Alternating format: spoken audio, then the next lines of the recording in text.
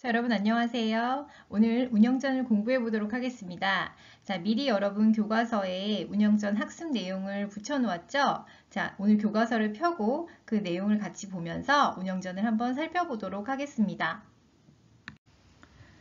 자, 우리가 조선시대 소설 운영전을 통해서 주목해야 할 학습 목표는 우리 조상들의 전통적인 말문화를 어떻게 사용했는가 이 점에 있었죠. 자, 우리는 이 소설 속에서 신분이 각기 다른 운영과 김진사 그리고 안평대군이라는 이런 인물들을 통해서 그들의 대화를 통해 자, 여러분 오타가 났습니다. 대화를 통해 상대방을 배려하는 겸손의 언어, 예의와 품격을 갖춘 언어 이러한 것들을 우리가 봄으로써 우리 조상들 선인들의 언어 문화를 이해해보는 활동을 해보는데 주안점을 두어야 하겠습니다. 자, 우선 이 소설의 주요 인물에는 누가 있나요? 그렇습니다. 주인공 운영과 김진사가 있죠. 이 둘은 서로 사랑하는 사이로 주인공입니다. 자, 특히 운영이 자신의 이야기를 펼쳐나가는 형식이기 때문에 운영이 더 핵심적 주인공이라 할 수 있겠죠. 자, 그리고 부수적 인물로서 안평대군이 등장하는데 이 주인공과 갈등을 빚는 인물이기 때문에 또한 주요 인물이라 할 수 있습니다. 자, 그리고 이 유영이란 인물은 누구인가요? 네, 그렇습니다. 이 유영이란 인물은 이 세 등장인물의 이야기를 이끌어 나가는 서술자로서 또한 이 소설 속의 주요 인물이라 하겠습니다. 자, 이 소설은 구성상 독특한 특징을 가지고 있는데요. 자, 무엇입니까? 그렇습니다. 이 소설의 구성상의 독특한 특성은 바로 액자식 구성이라는 거죠. 자, 여러분 액자식 구성이 무엇인가요? 네, 액자식 구성은 이야기 안에 또 이야기가 있다라는 것이고 여러분 액자를 보면 알겠지만 액자의 핵심은 바로 그 가장 안쪽에 있는 그림이죠. 그렇기 때문에 외화와 내화가 있을 때 이 내화가 바로 소설 속 이야기의 핵심이고 즉 운영과 김진사의 사랑이 핵심이고 이 바깥에 이것은 유영이라는 서술자가 들려주는 또 하나의 이야기입니다. 이렇게 해서 이야기 속에 또 이야기가 들어있는 이러한 구성을 우리는 액자식 구성이라고 하죠. 자, 그 이외에 궁중이라는 특수한 사회를 배경으로 하고 있다는 공간적 배경과 그 다음에 시를 삽입하고 있죠. 자, 한 시가 중간중간 들어있는데 그러한 한 시를 통해서 우리는 등장인물의 내면 세계를 좀 더 잘 들여다볼 수가 있습니다. 그리고 또한 이 소설은 고전소설의 보편적 주제인 권선징악 그 다음에 행복한 결말 이런 것에서 좀 벗어나서 자유연애 사상을 보여주는 굉장히 좀 획기적인 그런 작품이라는 점에서 평가를 받습니다. 자, 그래서 이제 주제까지 자, 여러분 다 읽고 나면 이 소설의 주제는 무엇인가요? 그렇죠. 신분적 제약을 초월한 남녀의 비극적인 사랑이다. 자, 이것은 이 남녀의 사랑, 운영과 김진사의 사랑이 이 소설의 주제이지만 어떤 사랑인가요? 이 둘의 사랑은 그렇습니다. 신분적 제약을 초월했고 그리고 비극적 결말을 맞이하는 사랑이죠. 그래서 주제를 이렇게 한번 적어 보았습니다. 자, 이 소설의 서술상의 특징을 한번 살펴보겠습니다. 내용이 길지만 여러분 주요 내용에 밑줄을 치면서 같이 살펴보도록 하겠습니다. 자, 앞서 말했듯이 이 작품은 액자식 구성으로 되어 있습니다. 그래서 이 중에 액자식 구성으로 되어 있고 그 다음에 사건 전개는 이렇게 시간의 순서가 아닌 역행적 구성을 보이고 있죠. 그래서 역행적 구성을 보이는 소설이고 자, 그 다음에 서술상의 특징, 자, 서술 시점인데요. 자, 서술 시점 역시 복합적입니다. 그 가운데서 내화에 해당하는 운영과 김진사의 사랑 이야기는 누가 이야기하고 있나요? 그렇습니다. 운영의 목소리로 이야기가 되고 있죠. 자, 우린 이것을 무엇이라고 하나요? 그렇죠. 1인칭 주인공 시점이다 라고 할 수 있겠죠. 자, 이 소설, 내화 속의 시점은 1인칭 주인공 시점입니다.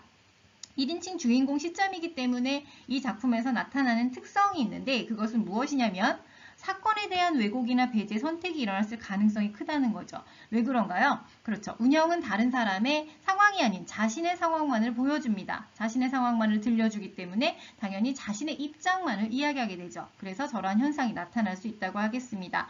자, 그래서 여러분들이 이러한 서술상의 특징을 좀 밑줄 그어두고 한 번씩 읽어둬야 되겠습니다.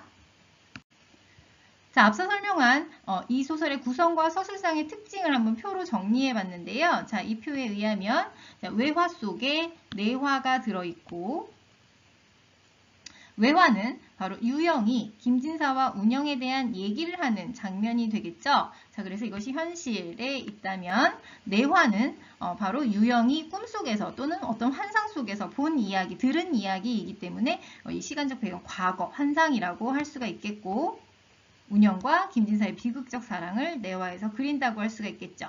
자, 그리고 시점 역시 앞서 살펴보았던 것처럼 외화에서는 유영이 자신의 전지적 작가 시점으로 이야기하지만 내화에서는 운영이 자신의 입장을 이야기하는 1인칭 시점으로 되어 있는 걸 우리가 살펴볼 수 있었습니다.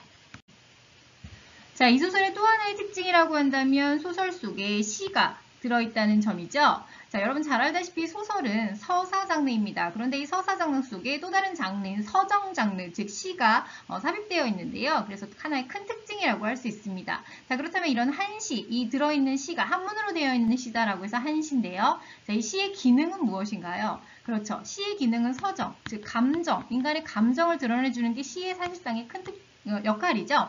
마찬가지입니다. 서사 속에 시를 집어넣음으로써 우리는 등장인물의 내면 심리와 정서, 감정을 효과적으로 나타낼 수가 있습니다. 바로 누구의 내면 심리나 정서인가요? 그렇죠. 김진사와 운영의 사랑 이야기에 대한 둘의 감정, 이런 것을 전달하고 있겠죠. 안타까움, 원망, 한, 모두 다 감정입니다. 이런 것들을 드러내기에 적절한 그런 하나의 표현 효과로서 시를 삽입하고 있다고 할 수 있겠습니다. 자, 여러분 소설에서 가장 중요한 게 무엇인가요? 그렇습니다. 갈등입니다. 자, 이것도 소설이기 때문에 여러분 갈등을 꼭 알아봐야 되겠죠? 자, 이 소설에서 표면적으로 드러나는 갈등은 무엇인가요? 그렇죠. 이 소설은 운영과 김진사가 서로 사랑을 하는 이야기입니다. 그런데 이 둘의 사랑을 방해하는 방해꾼, 안평대군이 등장하죠. 그래서 표면적으로는 바로 이 등장 인물들 간의 갈등, 개인과 개인, 인물과 인물의 갈등이라고 할 수 있습니다. 그런데 우리가 잘 살펴보면 안평대군이 나쁜 사람이라서 이 둘의 사랑을 방해하나요? 그렇지 않죠. 안평대군은 바로 그 시대를 대표하는 당시의 관습 자체가 제도 자체가 신분제도였기 때문에 신분제도를 뛰어넘는 사랑을 할 수가 없었습니다. 그렇기 때문에 운영은 궁녀, 김진사는 양반이라는 이러한 어떤 관습적인 제도, 신분제도를 깨려고 하는 것에 대한 그 갈등이라고 할 수가 있겠죠. 그래서 이 소설의 실제 갈등은 바로 개인과 사회, 신분사회 속에서 바로 신분이 다른 사람의 사랑을 인정하지 않는 그것이 바로 이 소설의 갈등이라 할 수 있겠습니다. 자, 이 소설 속에서 운영과 김진사의 사랑은 위험을 무릅쓴 행동이죠. 자, 이 둘의 사랑에 대한 그 중요한 보여지는 객관적인 증거, 바로 편지인데요. 자, 이 편지를 전달하는 행위의 의미는 바로 운영과 김진사의 사랑의 의미와 같다고 할 수 있겠습니다.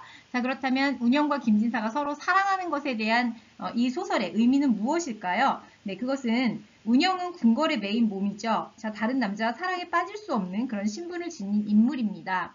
그러나 운영은 궁녀라는 사회적 신분에 앞서서 욕망을 추구하는 한 인간으로서 사랑을 얻고 싶어하고 그 사랑을 이루고자 노력하겠죠. 자, 이는 사랑의 욕망을 무조건 억압하려고 했던 당대의 유교적 이념에 비추어 봤을 때 억압된 인간성의 해방이라는 아주 적극적인 의미를 지닌다고 할 수 있겠습니다. 그렇기 때문에 김진사와 운영의 사랑은 인위적인 윤리나 그런 관습을 거부하고 인간 본연의 욕망을 긍정하는 모습을 보이는 자유연애를 쟁취하려는 바로 근대의식의 그런 하나의 행동이다라고 할 수가 있겠죠. 자, 여러분 말이 조금 어려운데요. 지금은 이 운영과 김진사의 사랑이 너무나 당연한 것처럼 여러분 느껴지지만 조선시대를 본다면 이것은 굉장히 혁명적인 일과도 같은 것입니다. 그렇기 때문에 이 둘의 사랑은 단순한 어떤 한 인간으로서의 사랑이 아니라 신분을 뛰어넘어서 사랑한 게 중요한 것이 아니라 자신들의 자아를 인정하고자 하는, 자신의 자아를 인정하고 그것으로부터 벗어나고자 하는 한 인간의 본연의 욕망을 다룬 것이다 라고 해서 이 소설이 굉장히 의미를 갖는다고 할 수 있겠습니다. 자, 그러나 운영과 김진사의 사랑은 이루어지지 못하죠. 둘의 사랑은 이루어지지 못하고 둘의 죽음으로써 이 소설이 끝을 맺게 됩니다. 비극적 결말인데요. 자, 이런 주인공의 죽음이 의미하는 것은 무엇일까요?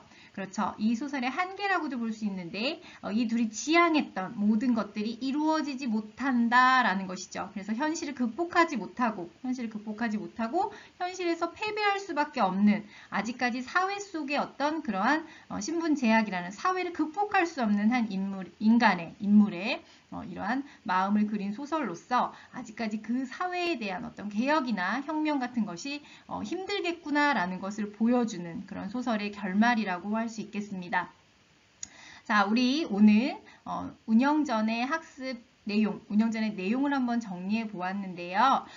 운영전은 이 내용이 중요한 것이 아니라 사실상 그 속에 담겨져 있는 우리 조상들의 말문화를 살펴보고자 하는 게 학습 목표죠. 자, 하지만 우리가 그 목표를 이루기 위해서는 운영전의 내용을 알아야 되겠기에 오늘 내용을 학습했습니다. 좀 학습의 내용이 많을 수 있겠는데요. 자, 여러분들 운영전 소설을 한번 전체를 읽어보고 이런 운영전의 의미를 다시 한번 되새겨보는 그런 시간을 가졌으면 좋겠습니다. 자, 수업 시간에 만나서 우리 선임들의 말문화에 대해서 계속 공부해 보도록 할 것입니다.